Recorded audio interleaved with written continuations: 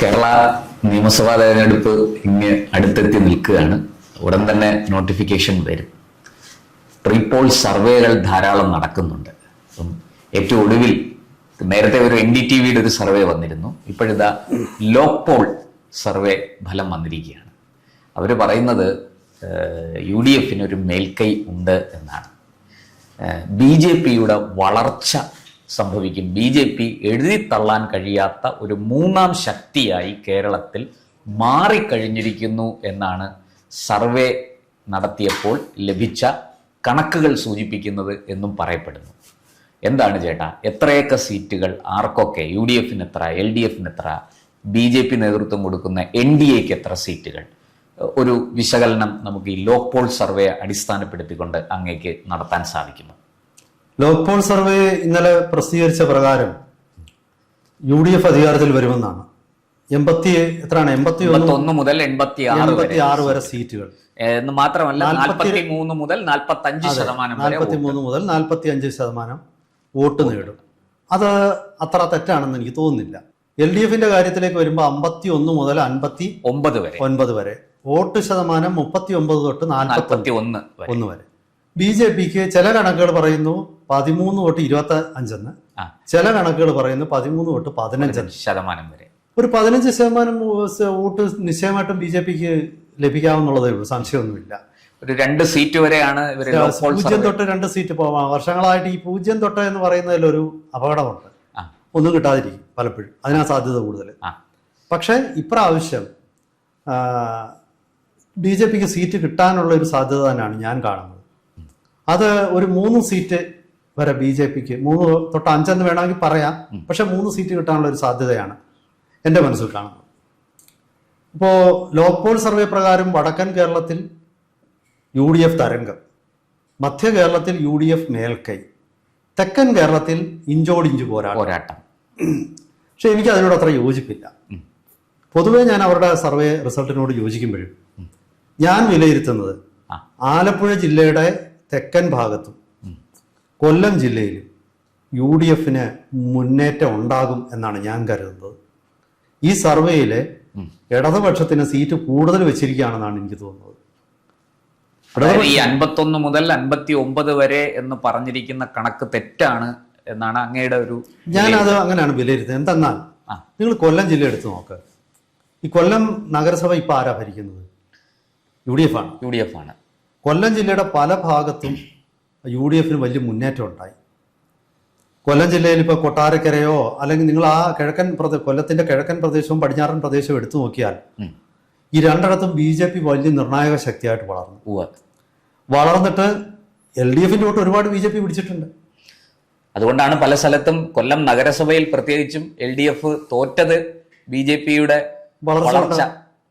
അതെ, പലരുടെയും തെറ്റിദ്ധാരണ ഈ BJP വോട്ട് പിടിക്കുന്ന എല്ലാം കോൺഗ്രസിനെ തകർക്കും. അതൊരു കാലം വരെ അങ്ങനെ ആയിരുന്നു. ഇപ്പൊ ഞാനത് ശ്രദ്ധിച്ചിട്ടുള്ള ഒരു വസ്തുത, കാസർഗോഡ് ലോക്സഭാ മണ്ഡലം, അവിടെ BJP ഒരു 30,000 വോട്ടൊക്കെ മാത്രം ഉണ്ടായിരുന്ന ഒരു കാലഘട്ടത്തിൽ അന്ന് പിന്നെ വലിയ ഭൂരിപക്ഷത്തിന് ഇടതുപക്ഷം CPM ജയിക്കും. അന്ന് 2 സ്ഥാനാർത്ഥികൾ, രാമണ്ണറയും ഇവർ രണ്ടുപേരുടെ, കോൺഗ്രസിന്റെ രാമണ്ണറയും തമ്മിൽ മത്സരം. ലാസ്റ്റിൽ രാമറേ അങ്ങ് തോക്കാൻ തുടങ്ങി. അതായത് BJPയുടെ വളർച്ചയുടെ തുടക്കഘട്ടത്തിൽ രാമറേ, അതായത് കോൺഗ്രസ് ജയിക്കുന്നില്ല. അത് ഏതാണ്ട് BJP 30,000-ലധികം വോട്ട് പിടിക്കാൻ തുടങ്ങി. 40,000-ഓട് അടുപ്പിച്ച് ഒക്കെ വോട്ട് പിടിച്ചപ്പോഴാണ് സംഭവിച്ചത്. ലോക്സഭാ മണ്ഡലം ഞാൻ പറയുന്നത്. അത് കഴിഞ്ഞിട്ട് പിന്നെ BJP 70,000 വോട്ടൊക്കെ പിടിച്ചപ്പോഴത്തേക്ക് കോൺഗ്രസ് നിലം പരിശായി. പക്ഷെ പിന്നെയും BJP വോട്ട് കൂട്ടിക്കൊണ്ടിരുന്നു. 70,000-ൽ നിന്നും BJP 1,00,000-ലധികം വോട്ട് പിടിക്കുന്ന അവസ്ഥ എത്തിയപ്പോഴേക്കും CPMന്റെ ഭൂരിപക്ഷം കുറയാൻ തുടങ്ങി. 1.5 ലക്ഷം വോട്ട് പിടിച്ചപ്പോഴത്തേക്ക് കോൺഗ്രസ് പിന്നെയും ജയിക്കാൻ 1.5 ലക്ഷം ഒക്കെ വോട്ട്. ഇപ്പം വീണ്ടും കോൺഗ്രസ് ജയിച്ചു. തെക്കൂന്നി എന്ന ഉണ്ണിത്താനോടെ ജയിച്ചു. അതായത് ഒരു പരിധി കഴിഞ്ഞാൽ പിന്നെ BJPയുടെ വളർച്ച CPMനെ ബാധിക്കുന്നത്. ഇത് കാരണം എൻ്റെ വിലയിരുത്തലിൽ ആലപ്പുഴ ജില്ലയുടെ തെക്കൻ ഭാഗങ്ങൾ, അതായത് അമ്പലപ്പുഴ തൊട്ട് ഹരിപ്പാട്, കായംകുളം, മാവേലിക്കര ഇവിടെ ഒക്കെ ഉള്ള ചെങ്ങന്നൂരും നമുക്കതിൽ വേണമെങ്കിൽ ഉൾപ്പെടുത്താം. ചെങ്ങന്നൂരിൽ BJPക്ക് സ്വന്തമായി വേറൊരു വോട്ട് ബാങ്ക് ഉണ്ട്. പിന്നെ കരുനാഗപ്പള്ളി തൊട്ട് അങ്ങോട്ട് തെക്കോട്ട് ചവറ കരുനാഗപ്പള്ളി ചവറ ഞാനത് ചാത്തന്നൂര് വരെ. അത് പറയാൻ വരിക. പറഞ്ഞു, ചോദിക്കൂ. ഈ കരുനാഗപ്പള്ളിയില്, ചവറയില്, അതുപോലെ കുന്നത്തൂര്, ഇത്തവണ സത്യത്തിൽ LDF തിരിച്ചടിയല്ലേ കിട്ടിയിരിക്കുന്നത്? വലിയ തിരിച്ചടിയല്ലേ? നിങ്ങളൊന്ന് ആലോചിച്ച് നോക്കി. കരുനാഗപ്പള്ളി എന്ന് പറയുന്നത് ഒന്നാം തരം ഇടതുപക്ഷ മണ്ഡലമായിരുന്നു. അതെ അതെ അതെ. ഇവിടെ ഇപ്രാവശ്യം മഹേഷ് ജയിച്ചത് 27,000 വോട്ടിനാണ്. ഈ സമീപകാലത്തെങ്ങും അവിടെ UDF ജയിച്ചിട്ടില്ല. എനിക്ക് തോന്നുന്നു 2001 JSSന്റെ സ്ഥാനാർത്ഥി പണ്ട് SRP സ്ഥാനാർത്ഥിയായിട്ട് N ശ്രീനിവാസൻ അവിടെ നിന്ന് ജയിച്ചിട്ടുണ്ട്. SRP ഉണ്ടാക്കിയ കാലം. അപ്പോ അങ്ങനെയൊക്കെയുള്ള ചില സാഹചര്യങ്ങൾ നമ്മൾ മാറ്റി നിർത്തിയാൽ എപ്പോഴും ഒരു വ്യക്തമായ ഇടത് മണ്ഡലം CPIക്കും സ്വാധീനമുള്ള CPM പോലെ തന്നെ അങ്ങനത്തെ ഒരു മണ്ഡലമായിരുന്നു കരുനാഗപ്പള്ളി. ആ മണ്ഡലത്തിന്റെ സ്വഭാവം തന്നെ അങ്ങ് മാറിപ്പോയി. അത് ഒന്നും മഹേഷ് എന്ന വ്യക്തിക്ക് ഒരു പ്രാധാന്യം, എല്ലാ ജനങ്ങളുടെയും പ്രശ്നങ്ങളിൽ ഇടപെടുന്ന, ഏത് വീട്ടിലും ചെല്ലുന്ന വിനയപൂർവ്വമുള്ള പഴയകാല രാഷ്ട്രീയ ശരിയായ ജനപ്രതിനിധി. അതായത് ഈ സോഷ്യൽ മീഡിയ വഴിയോ അല്ലെങ്കിൽ ഇലക്ഷൻ പിന്നെ കൺസൾട്ടന്റിനെ കൊണ്ടുവന്ന് ജയിക്കുന്ന ആളല്ല. പഴയ രാഷ്ട്രീയ ഗ്രൗണ്ടിൽ പണിയെടുത്ത് ജയിച്ചു. ആദ്യം തോറ്റിട്ട് പിന്നെ ജയിച്ചു. അതൊരു വല്ലാത്ത ജയമായിപ്പോയി, ആധികാരികമായ ജയം, അതും മികച്ച വിജയം. അപ്പൊ ഞാൻ പറഞ്ഞു വരുന്നത്, ഇടതുപക്ഷത്തിന് സംഭവിച്ചിരിക്കുന്നത് അവരുടെ പരമ്പരാഗത വോട്ട് ബേസ്. ഇന്ന് കശുവണ്ടി തൊഴിലാളികളുടെ വലിയൊരു പ്രസൻസ് ഒന്നും കൊല്ലത്തില്ല. ആ വോട്ട് ബേസ് ഒക്കെ പോയി. പിന്നെ സാമുദായികമായ ഒരു ചിന്തയിൽ വന്ന മാറ്റം, അതും വലിയ പ്രധാനമാണ്.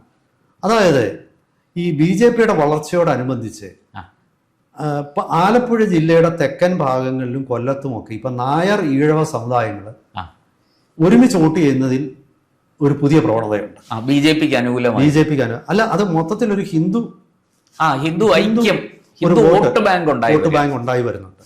അതായത് പണ്ട് അങ്ങനെ അല്ലായിരുന്നു. നായന്മാർ വോട്ട് ചെയ്യുന്നിടത്ത് ഈഴവർ വോട്ട് ചെയ്യില്ല, ഈഴവർ വോട്ട് ചെയ്യുന്നിടത്ത് നായന്മാർ വോട്ട് ചെയ്തു. ഇപ്പൊ അങ്ങനെ അല്ല, പരസ്പരം ഏതാണ്ട് എന്താ കീരിയും പാമ്പും പോലെ കാലം ഉണ്ടായിരുന്നു. പക്ഷെ ഇപ്പൊ അങ്ങനൊന്നും അതൊക്കെ മാറി. ഇപ്പോഴും ആ ഒരു വിടവുള്ളത് ഒരു പക്ഷെ ആലപ്പുഴ ജില്ലയുടെ ഇപ്പൊ അരൂരും ചേർത്തലയൊക്കെ വടക്കൻ പ്രദേശത്തായിരിക്കും. ഇപ്പോഴും അത് അങ്ങോട്ട് പൂർണ്ണമായിട്ട് മാറിയതായിട്ട് എനിക്ക് തോന്നുന്നില്ല. കാരണം ആ വോട്ടിംഗ് പാറ്റേൺ നോക്കിയാൽ നമുക്കറിയാം. പക്ഷെ തെക്കോട്ട് വരുമ്പോഴത്തേക്ക് ആ സ്ഥിതി അങ്ങ് മാറി.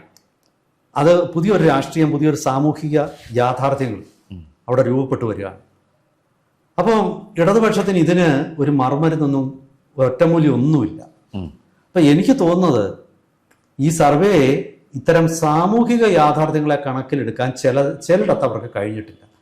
പക്ഷെ അതേസമയം തന്നെ സർവേ പറയുന്ന വടക്കൻ കേരളത്തിലെ ഒരു UDF സ്വീപ്പ്, അവിടെ വാസ്തവത്തിൽ അവർ പറയുന്നത് UDF സ്വീപ്പ് എന്നുള്ളതിനേക്കാൾ അവർ പറയുന്നത് മുസ്ലിം ലീഗിന്റെ ഒരു വലിയ ഒരു കൊടുങ്കാറ്റായിരിക്കും, മുന്നേറ്റമായി സാധ്യതയുണ്ട്. കാരണം CPM-നോട് അനുഭാവം പ്രകടിപ്പിച്ചിരുന്ന റാഡിക്കൽ ഇസ്ലാമിസ്റ്റ് ഗ്രൂപ്പുകൾ CPM-നെ കൈവിട്ടു.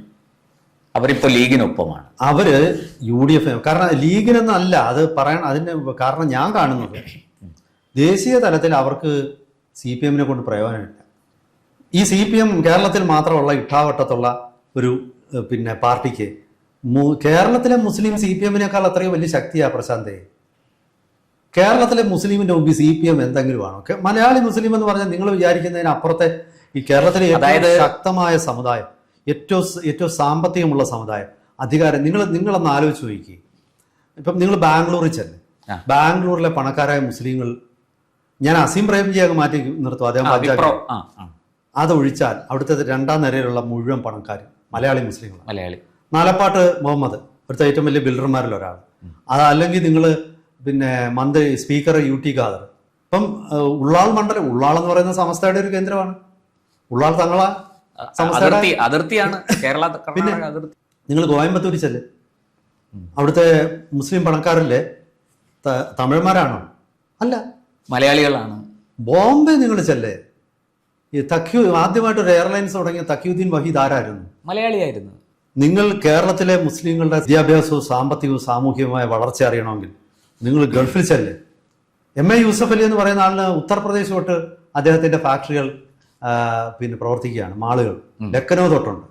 അപ്പോ വാസ്തവത്തിൽ CPM അവരുടെ മുന്നിൽ ഒന്നുമല്ല. CPM അവരുടെ മുന്നിൽ വെറും ഒരു എന്താ ഒരു അശു എന്ന് ഞാൻ പറയും.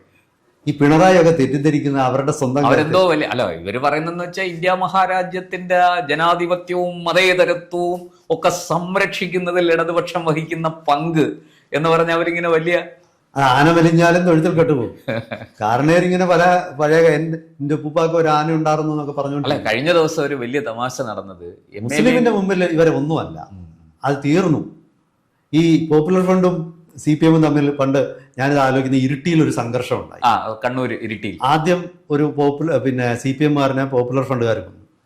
അത് കഴിയുമ്പോൾ ഒരു പോപ്പുലർ ഫ്രണ്ടുകാരനെ CPM കൊന്നു. മൂന്നാമതൊരു CPM-കാരനെ പോപ്പുലർ ഫ്രണ്ട് കൊന്നു.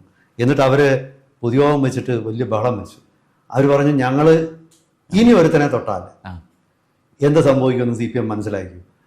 ഇത് അവര് പറഞ്ഞത് അന്നത്തെ വേണ്ടി വന്നാൽ ഞങ്ങള് സംസ്ഥാന സെക്രട്ടറിയെ തന്നെ തട്ടും. ഞാൻ അത്രയ്ക്ക് അതിൽ വന്നില്ല എന്നുള്ളതേ ഉള്ളൂ. അതായത് CPM പേടിച്ചു നിർത്തി.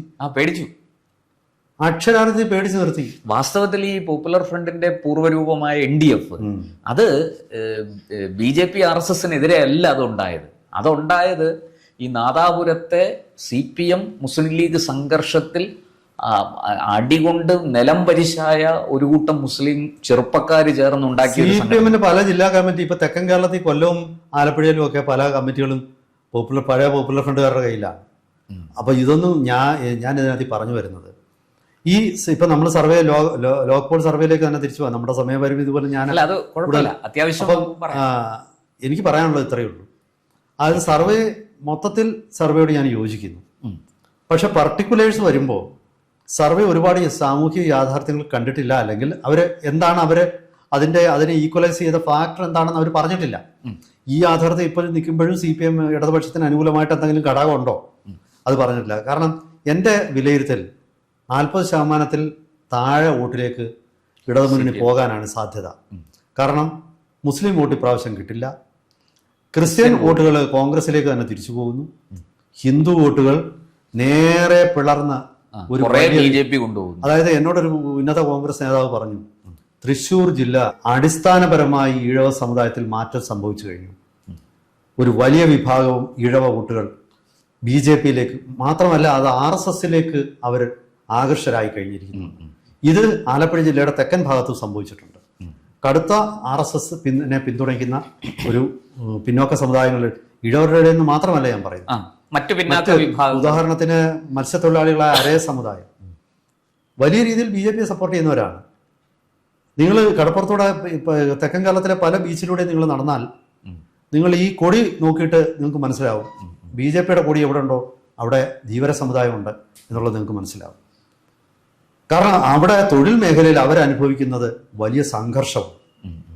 ഇത്തരം സാമൂഹിക യാഥാർത്ഥ്യങ്ങളെക്കുറിച്ച് തൊഴിൽ മേഖല, കച്ചവട മേഖല, ഇവിടെയൊക്കെ കേരളത്തിൽ വലിയ സംഘർഷം നടക്കുന്നുണ്ട്. ഈ സംഘർഷങ്ങൾ സാമൂഹിക ബന്ധങ്ങളെ മാറ്റി പൊളിച്ചെഴുതുന്നുണ്ട്. വരും ദിവസങ്ങളിൽ ഇത് രാഷ്ട്രീയമായിട്ട് മാറും. കേരളത്തിലെ ഞാൻ ആദ്യം പറഞ്ഞു, കേരളത്തിലെ ഏറ്റവും പ്രബല സമുദായമായ മുസ്ലിം സമുദായം അവര് അംഗസംഖ്യയിലും ധനശേഷിയിലും അവർ ഏറ്റവും മുൻപന്തിയിലായി. അപ്പൊ പിന്നെ അധികാരം അവർക്ക് വേണമെന്ന് പറയാം. അവര് സ്വാഭാവികമാണ്. ഏറ്റവും ധനമുള്ള ഏറ്റവും അംഗബലമുള്ള ആളിന് തന്നെയായിരിക്കും അധികാരം പോകുന്നത്. CPM അത് പറയുന്നത് ഇപ്പൊ പേടിച്ചിട്ടാണ്. അതിലൊരു വസ്തുതയും ഒരു മറയാണ് ഈ ജമാഅത്ത് ഇസ്ലാമി ആരോപണം. ഇത് ഇപ്പോഴത്തേക്ക് വോട്ട് പിടിക്കാൻ വേണ്ടിയിട്ട് പറയുന്നതായിരിക്കാം. ജമാഅത്തെ ഇസ്ലാമി എന്ന ഉമ്മാക്കി കാണിച്ച് ഇതൊക്കെ പറയുമ്പോഴും ഇതിലൊരു യാഥാർത്ഥ്യമുണ്ട്. പക്ഷേ എനിക്ക് പറയാനുള്ളത് കക്ഷത്തിലിരിക്കുന്നത് പോവുകയും ചെയ്തു, ഉത്തരത്തിലുള്ളത് കിട്ടാനും സാധ്യതയില്ല. അപ്പോ ഇതൊരു പക്ഷേ കേരളത്തിൽ CPM-ന്റെ അവസാനത്തെ ശക്തിയുടെ ഇലക്ഷൻ ആയാൽ ഞാൻ അത്ഭുതപ്പെടുത്തില്ല. കാരണം BJP എന്നത് ഒരു രാഷ്ട്രീയ പ്രസ്ഥാനമായിട്ട് എല്ലാവരും അംഗീകരിക്കുന്ന നിലയിലേക്ക് എത്തി. നിങ്ങളിപ്പോൾ സാബു NDA വന്നതോ അപ്രയം അദ്ദേഹം നമ്മുടെ ജാക്കോബൈറ്റ് സഭയുടെ അധ്യക്ഷൻ അദ്ദേഹം നരേന്ദ്രമോദിയെ ഇതൊക്കെ കാന്തപുരം കണ്ടതും ഒക്കെ നിങ്ങൾ ഇതെല്ലാം സാമൂഹിക പാവ സുകുമാരൻ നായർക്ക് മാത്രമേ ഈ ബുദ്ധി ഉദിച്ചിട്ടില്ല. പുള്ളി ഇപ്പോഴും അർദ്ധരാത്രി അതിബുദ്ധി ഇപ്പോഴും സ്വപ്നം കണ്ട് അല്ലെങ്കിൽ എന്തോ ഗൂഢാലോചന അതിന്റെ പിന്നിലുണ്ട്. അതൊഴിച്ചാല് കേരളത്തിലെ എല്ലാ രാഷ്ട്രീയ മത നേതാക്കന്മാർക്കും യാഥാർത്ഥ്യം മനസ്സിലായി, അവർക്കൊക്കെ നേരം പുലർന്നു കഴിഞ്ഞു. അതായത് ഇനി CPM-നെ കൊണ്ട് നടന്നിട്ട് കാര്യമില്ല. ഒന്നുകിൽ കോൺഗ്രസിന്റെ ഒപ്പം നിൽക്കണം, അല്ലെങ്കിൽ BJPക്ക് ഒപ്പം നിൽക്കണം. കേരള രാഷ്ട്രീയം നേരത്തെ ഈ LDF UDF ധ്രുവങ്ങളിലായിരുന്നെങ്കിൽ ഇനി അത് UDF NDA ധ്രുവങ്ങളിലേക്ക് വർഗീകരിക്കപ്പെട്ടുകൊണ്ടിരിക്കുന്നു. അല്ലെങ്കിൽ അങ്ങനെയാണ് ഞാനിപ്പോ കാണുന്നത്. വരും ദിവസങ്ങളിലെ ഇതൊരു തുടക്കമായിരിക്കുമെന്നാണ് എനിക്ക് തോന്നുന്നത്. കേരള രാഷ്ട്രീയത്തിൽ ഒരു വഴിത്തിരിവാവാൻ ഈ ഇലക്ഷൻ ഒരുപക്ഷെ സാധ്യതയുണ്ട്. ഇടതുപക്ഷത്തിന് പുതിയ പരിപ്രേക്ഷ്യങ്ങളോ ആഖ്യാനങ്ങളോ ഒന്നും കൊണ്ടുവരാൻ പറ്റുന്നില്ല. ഇനി പുതിയ ദേശീയ തലത്തിലും രാഷ്ട്രീയ മാറ്റങ്ങളൊന്നും വരുന്നില്ല. ഒരു ബംഗാളിലും ത്രിപുരയിലും ഒക്കെ തിരിച്ചു വരാം എന്നുള്ള വ്യാമോഹം പോലും ഇല്ല. ഒരു ഇടത് മതേതര അങ്ങനത്തെ ഒരു മുന്നേറ്റം ഒന്നും ഇനിയില്ല. ഇനി ഇവിടെ രണ്ട് ഭാഗത്തായിട്ട് നിൽക്കുന്ന രണ്ട് വിഭാഗങ്ങളാണ്. കോൺഗ്രസ് അവർ തമ്മിൽ ചില കാര്യങ്ങൾ കോംപ്രമൈസ് ചെയ്യും, ചില കാര്യങ്ങൾ അവർ എതിർക്കും. എന്തായാലും വരും ദിവസങ്ങളിൽ ഒരു വലിയ രാഷ്ട്രീയ മാറ്റം കേരളത്തിൽ സംഭവിക്കും എന്ന് തന്നെയാണ് എനിക്ക് തോന്നുന്നത്. അത് കൃത്യമായിട്ട് മനസ്സിലാക്കുന്നതിൽ ലോക് പോൾ അക്കാര്യത്തിൽ പരാജയപ്പെട്ടു. പക്ഷെ പൊതുവെ അവരുടെ റിസൾട്ട് ഞാൻ യോജിക്കുന്നു. അതൊക്കെ തന്നെയാണ്. തീർച്ചയായിട്ടും നമുക്ക് കാത്തിരുന്ന് കാണാം CPM-ന്റെ വിധി എന്താണ് എന്ന്. നമ്മുടെ ഈ 2026 നിയമസഭാ തെരഞ്ഞെടുപ്പിൽ ആയിരിക്കും ഒരു പക്ഷേ എഴുതപ്പെടാൻ പോകുന്നത്. നന്ദി, നമസ്കാരം. നന്ദി. കൂടുതൽ വാർത്തകളും വിശേഷങ്ങളും നേരിട്ട് ലഭിക്കാൻ ജനങ്ങളിൽ നിന്ന് ജനങ്ങളിലേക്ക് ജനഭൂമി ന്യൂസ് സബ്സ്ക്രൈബ് ചെയ്യൂ. ബെൽ ബട്ടൺ അമർത്താനും മറക്കരുത്.